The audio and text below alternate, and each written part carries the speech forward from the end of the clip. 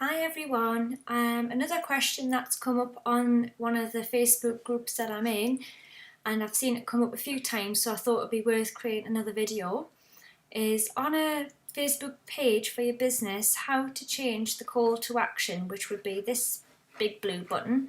Now I'm obviously logged in as myself under my Facebook page. Now I've only seen this on desktop and not on mobile, so you probably will have to go onto a desktop or a laptop to do this. But on the actual button itself, there is this little tiny pencil icon. If you click on that, oh, there we go, or hover on it, and you can edit this button. And here, this is where you'd get the option to choose what kind of button you want, whether it's to book something, you want them to call you, send a message, and so forth. All the options are there. In my instance, I'm sending people to my contact page on my website, so I've put a link in here because it's a contact us button.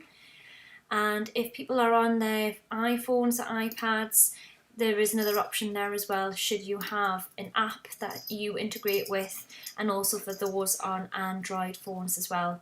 It gives you a nice little preview of how it might look on the front end for your customers and visitors. And on iPhone and Android as well, and then you just save the changes and that should do the trick. Okay, I hope that helps.